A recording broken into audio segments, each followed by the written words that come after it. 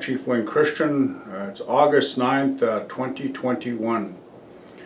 I'm going to do an update on the wildfire situation, and it'll be quite a lengthy one, and we're going to try to break it up for you just so you get an understanding of what's going on.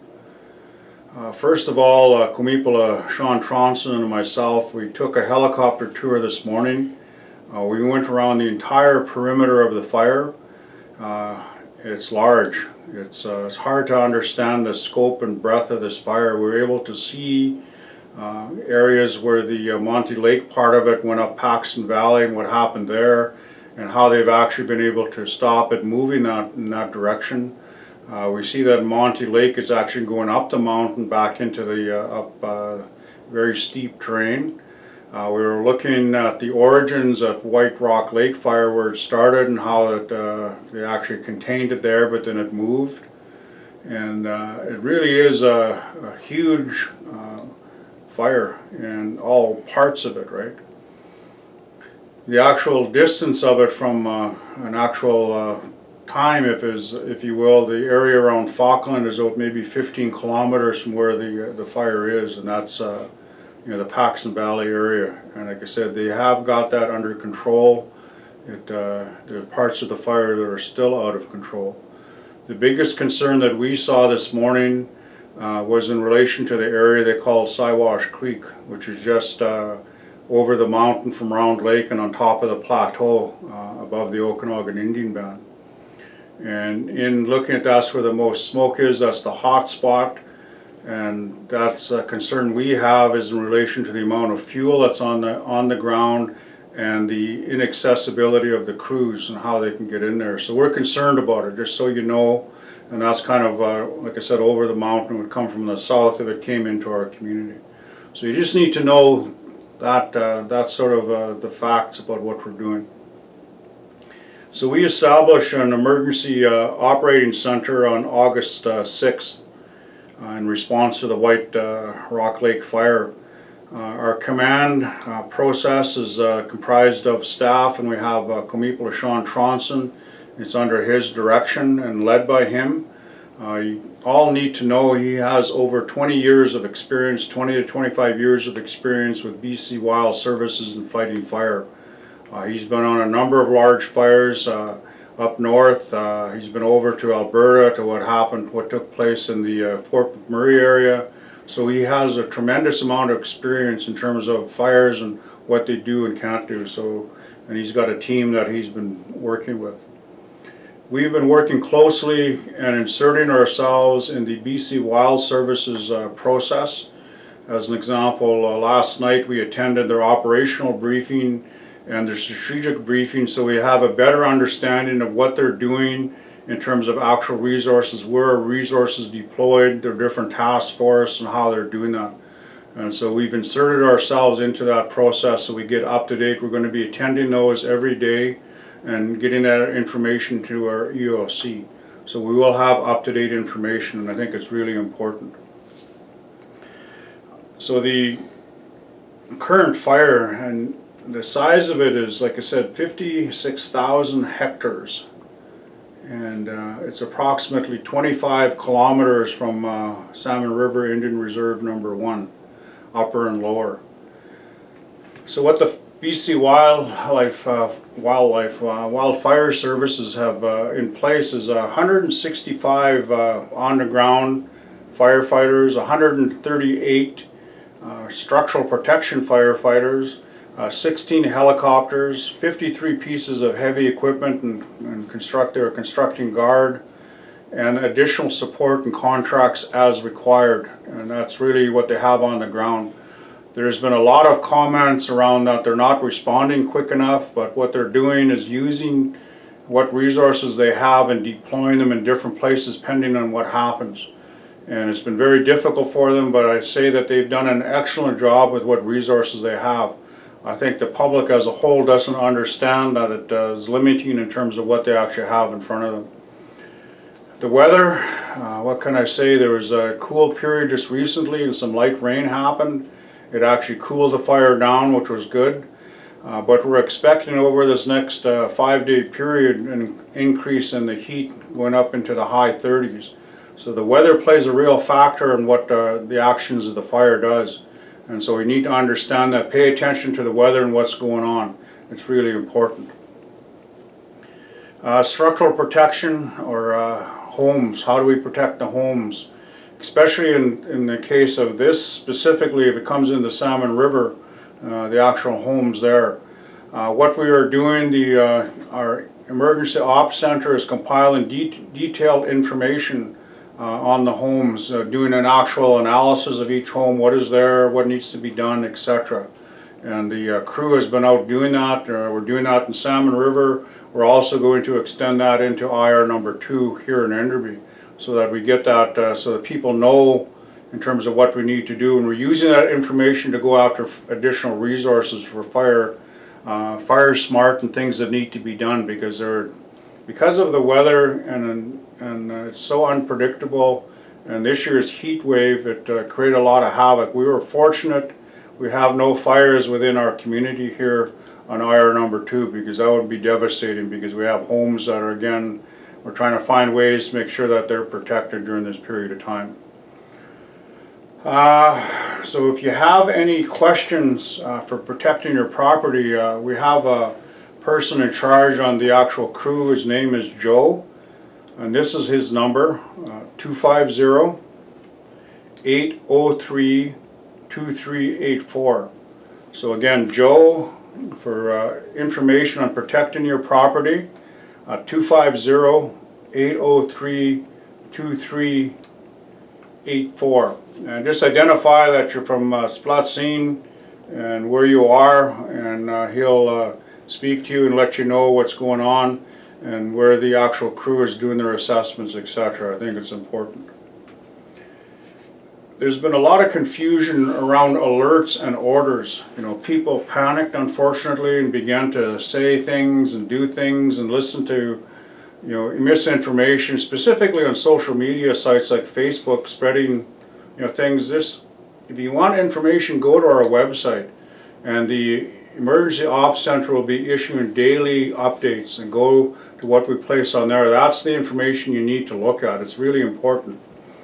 So the definition of an evacuation alert, and this is what IR number 1, Salmon River, is on, is to prepare to leave your home and monitor the BC Wildlife Service and Splatsine's communication channels for updates.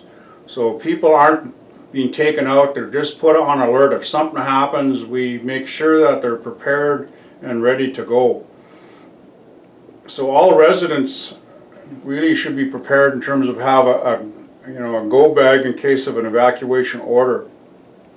Medical supplies, government issue ID, cultural and traditional wellness, things you need, cash, phone and charger, computer and charger, clothing, and water, non-perishable food. So everybody that's in the alert should have that available, and when you have to go, you just grab and go.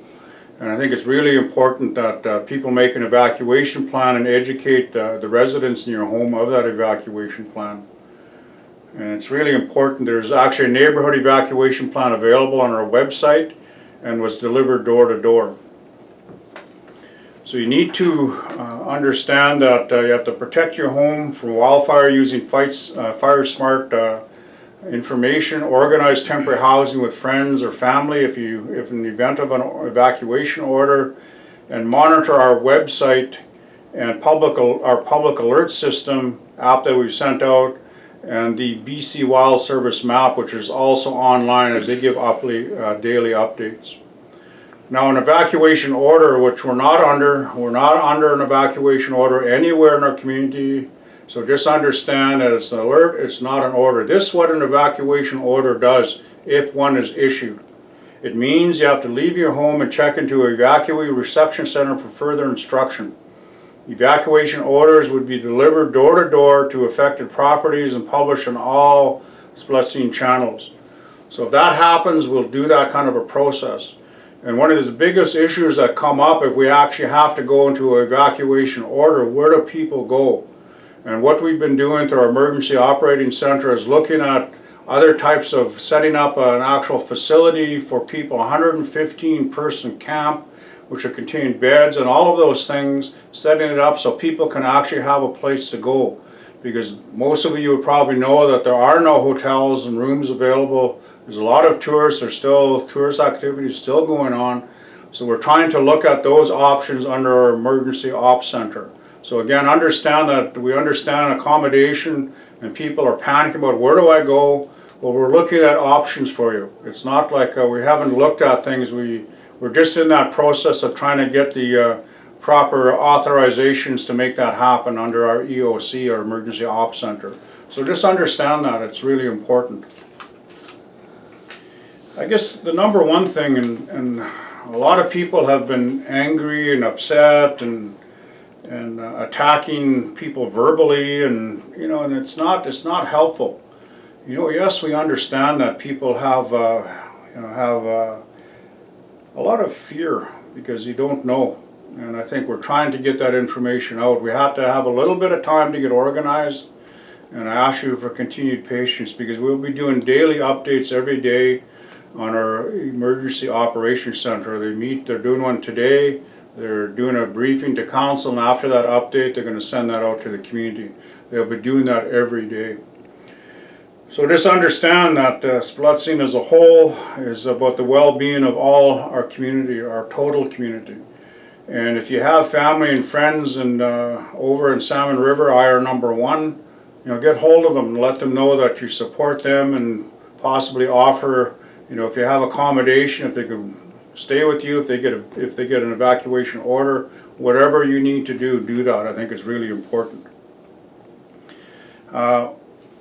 The parking lot, some of you may have noticed, has been there's some trailers in there, and it was offered up some of the people from the Okanagan Indian Band as a place that they could actually, because they were under evacuation order, because that fire came right down to their community and almost to the lake, and that they wanted a place to go. They were actually under order. And again, with all the RV parks and everything around, I know that they had places open. Parking lots and school in Vernon. We opened ours up, and we have 2 or 3 that are there right now. The biggest issue and what we need to know is about communication. We're in constant communication with BC Wild Services and Emergency Management BC. We're in constant communication, so we're always keeping up to date on what's going on. And it really is, once a recommendation is made by the BC Wild Services, recommendation is made for either alert or evac order, then it comes to the council for a decision. And by band council resolution, we issue what's taking place. And so the first one was an alert, and the recommendation that was made today is also to continue that alert for another 5 days. The concern we have is related to the weather and what's happening. We want to be able to evaluate it more clearly over this next 5-day period because things can happen so quickly. And we know by the helicopter tour that fire is up in the Siwash Creek area, which is only about 20 kilometers from here, from our reserve. And so we need to be on top of it. So we're going to evaluate that evacuation alert by Friday or Saturday this week, and then if we do make a decision to rescind it, it'll be done by band council resolution, and we will communicate that. But we still have in effect the evacuation alert for Salmon River Indian Reserve number 1, Lower Salmon River, all the Upper Salmon River for all the homes there, again because we're concerned about what may happen, and we best prepare. And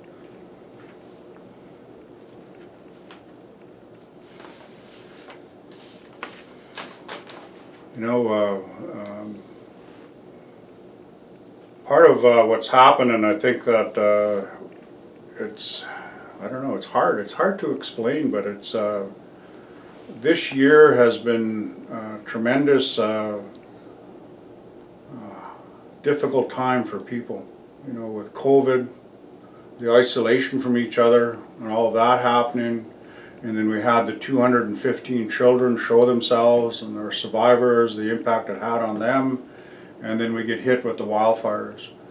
So I ask people to really think about how you take care of yourself. You know, one of the key words is we always talk about it in the language is look after yourself, but also we call about help each other. So those two things, I think we need to keep those in mind. Look after yourself at this time and do what you need to do. I must remind you that COVID is still here. There's a lot of the most active COVID cases is in Kelowna, and it's in the interior. So you must remember, wear your mask when you're in public places, inside. Wear your mask. Use hand sanitizers. Keep your distance from people you don't know.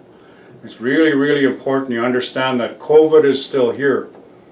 And I think it's important that people understand that we can't say who's vaccinated and who's not, and I think you just need to act like everybody's not vaccinated and wear your mask, especially inside in public areas, because the COVID is still here and you need to protect yourself and be safe. So we will give another update in a couple of days, and again, look after yourself. Kuchshem.